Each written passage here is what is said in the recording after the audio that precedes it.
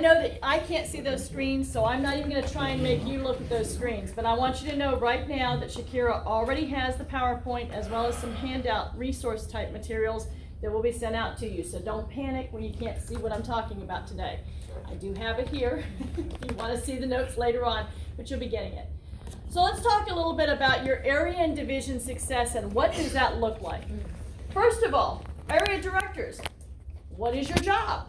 What is your official role in Toastmasters? And I've got my quote here. I'm going to go ahead and read it since you can't see it. The area director, you serve a vital role in Toastmasters. Of all district leaders, you are the closest to the clubs and the members and are a direct link between them and the division and the district. You have the number one role when it comes to connecting with the clubs. And that's the part I want you to understand today. Now, our division directors, you have a job. Do you know what your job is?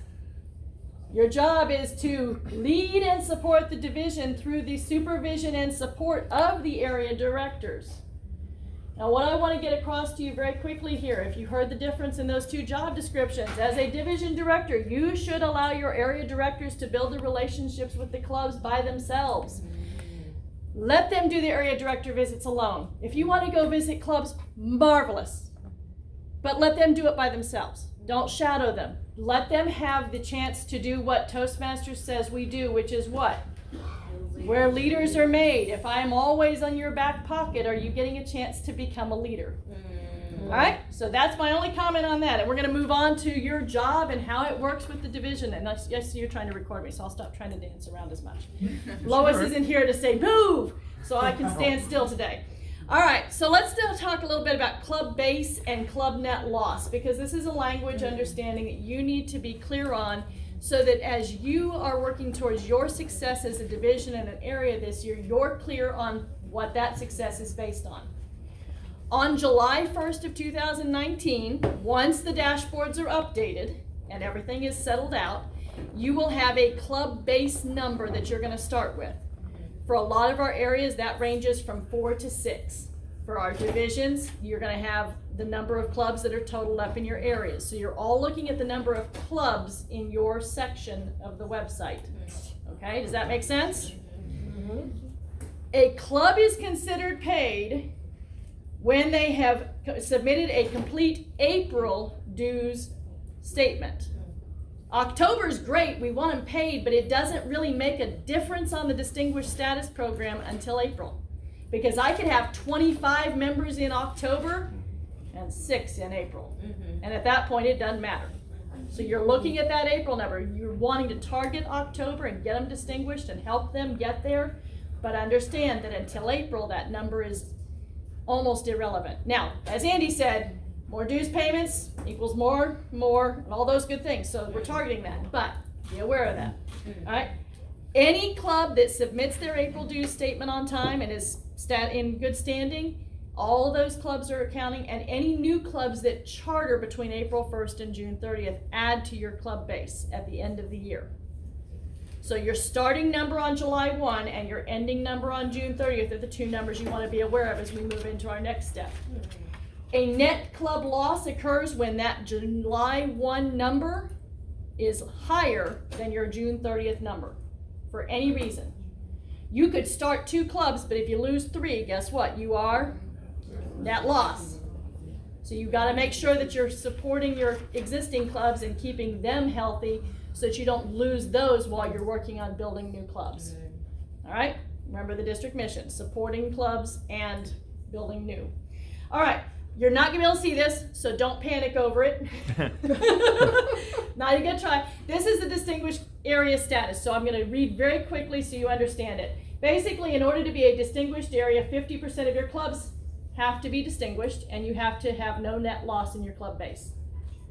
All right, now KK, Christina is going to be talking to you about club success later, and she'll explain that piece of it. Just understand, you've got to have half of them to that level. So if you have 5 clubs, that means 3. If you have 4 clubs, that means 2.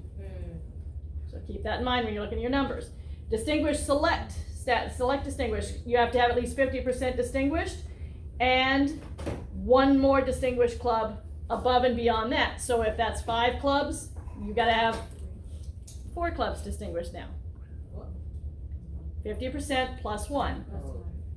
So you gotta get one more than what you had to have to get to the other number, okay? President's distinguished is the same as select distinguished plus a new club. Net growth of at least one, okay? For the divisions, your numbers are similar. 40% of your divisions clubs have to be distinguished. 45% have to be distinguished for you to get to select, and 50% of the clubs have to be distinguished, plus a net growth of 1 for the division, for the division to be president's distinguished.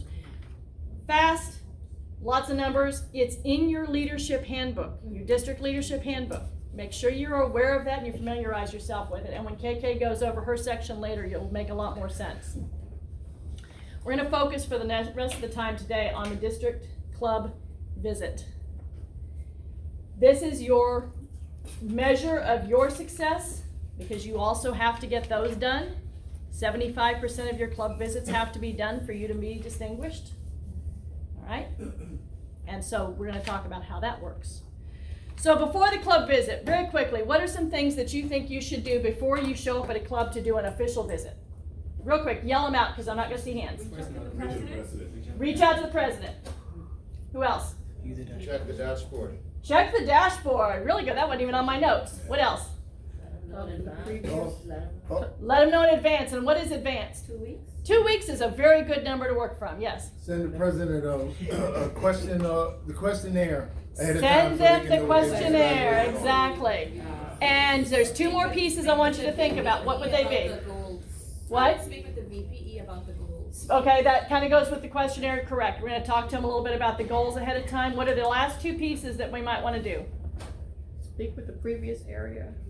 Okay, there's another good one. Especially for your first visit, try and connect with the previous area director to see if there's anything you should know. How about ask to see if you can get on the agenda for a few minutes at that meeting?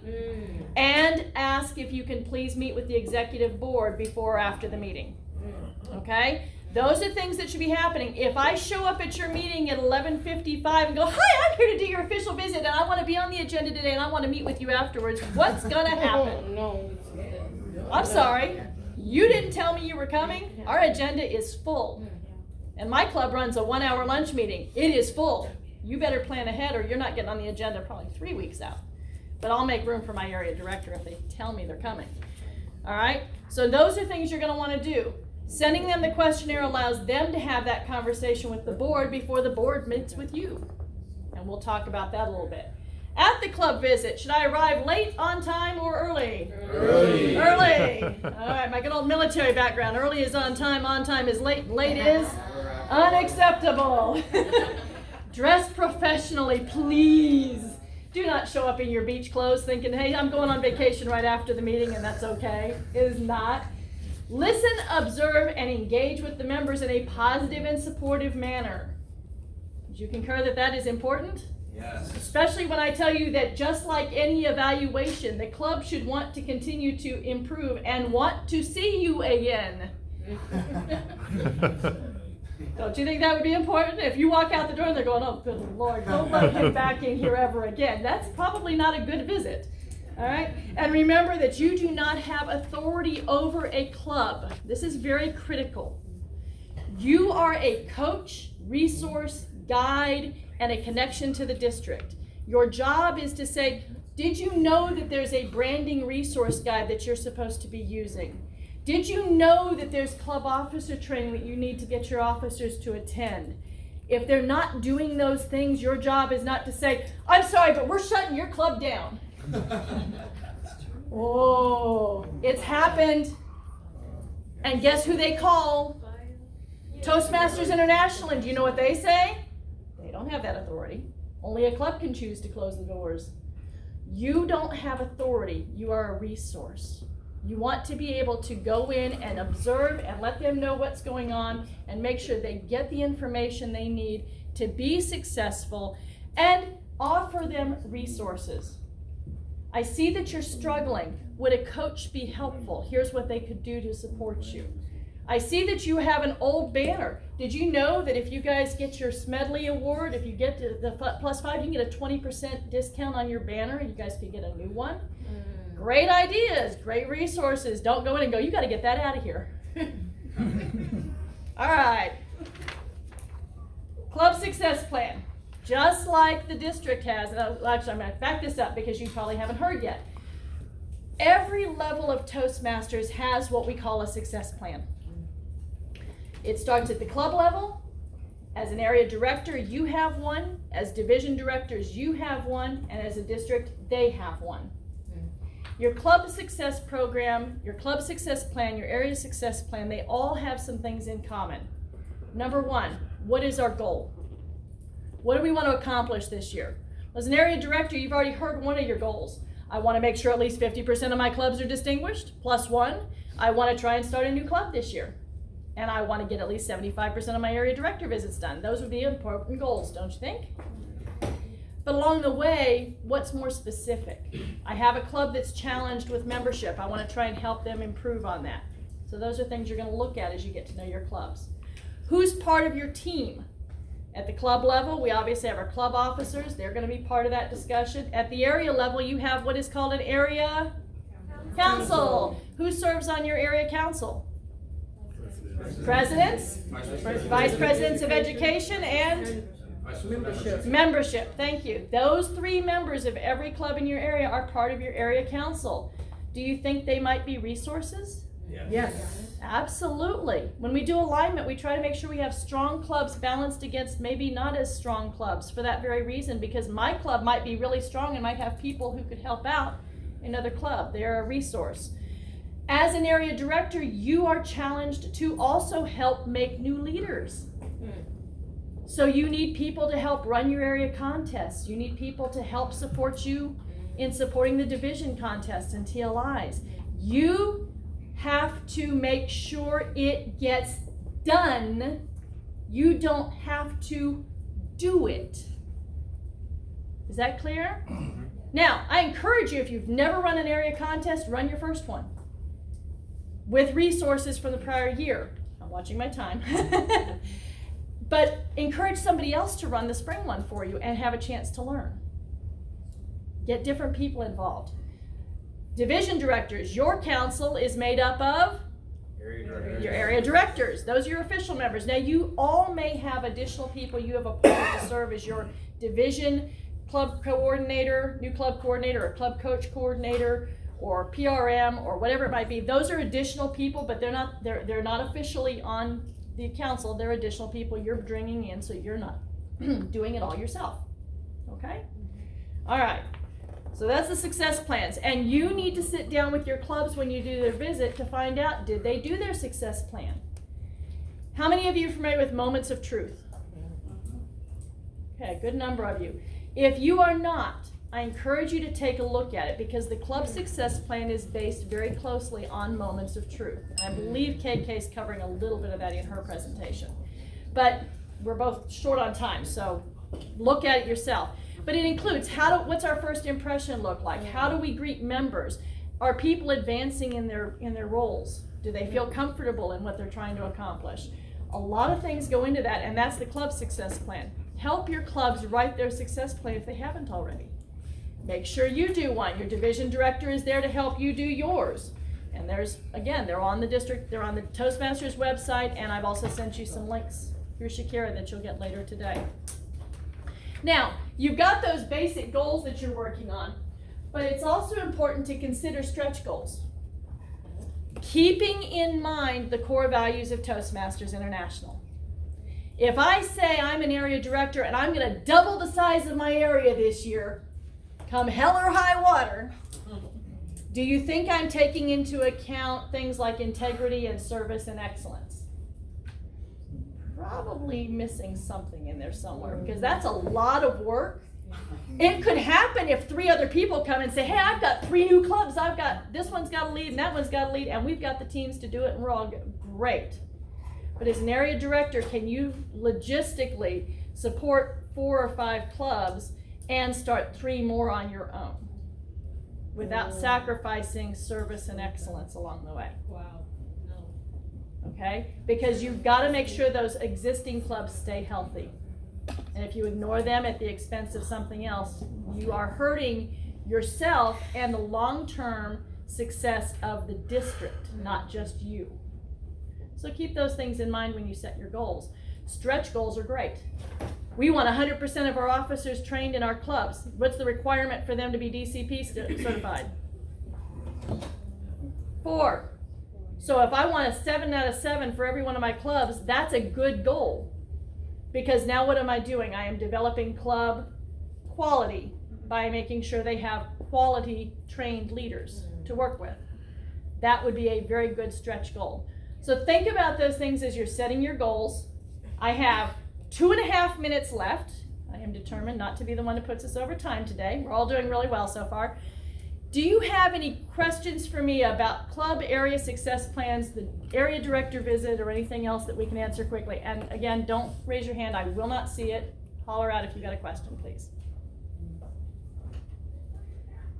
Anybody? If you're Yes. going to if you're going to a club visit, what information should be on the agenda if you want to present on that club? If you're going to be talking to the club, Yeah. so talking to the club, this is your opportunity to let them know who you are. A lot of area directors will do a little bit of an icebreaker with a component towards what the area is going to be doing, your vision for the area for the year, especially in the first one. Your second area director visit, you might focus a little bit more on what you've accomplished so far. Praise the club on what they're doing well. Never, please, never stand up in front of the club and so I came to visit today. And I noticed y'all can't start on time. Nobody seems to know what the heck they're doing. And this club really needs help. Don't do that in your 5 minutes, please. Find something positive, just like you would in any other evaluation, to compliment the club on, and then privately talk to the board afterwards and say, I know you seem to be having some challenges. Can I help? But focus on the positive. Your area contests are going to be coming up. Do you need help? Get them involved with that. Get them engaged. I need volunteers to help me run it, or I'm looking for somebody who's interested in maybe even being the chair. Who here is looking for some leadership opportunities? Talk to me afterwards. All right. So, I'm sorry? Jeanine, in addition, I would say that it's beneficial to disseminate information about dates, Yes. things that are coming up, Contests. TLIs. Always, Exactly. anytime you speak at a club, if you know some dates, that's a great opportunity to share. Make sure they know. I agree completely. Yes. Next. Yeah, how often should the moment of truth be done for a club? And second, Toastmasters- mechanism to Yeah, I'm sorry. follow up? Because I've seen it done a couple of times in clubs and seen no follow-up. Okay. That's a good question. As far as moments of truth goes, I would say once a year, but in some clubs it's not going to make sense to even do it that often. It really depends on your club environment, your club setting. I'm not going to try and go too much into that right now. I do believe we'll cover a little more of that this afternoon. But it's going to depend on the club. Toastmasters at this time wants them to get it done on a yearly basis, but it's not required yet. And you heard me say yet. I think there's a movement to maybe someday make it a requirement, but until then, encourage them to do it, but if they're not going to follow up, you're right, it doesn't do a lot of good to do it. My time, I do believe, is up. I will be here through lunch as well. Please feel free to come visit with me, ask questions, and my email is also very easy and fun to find. It's jkinsey at Toastmasters D47, and you are welcome to reach out to me anytime. Thank you. Let's give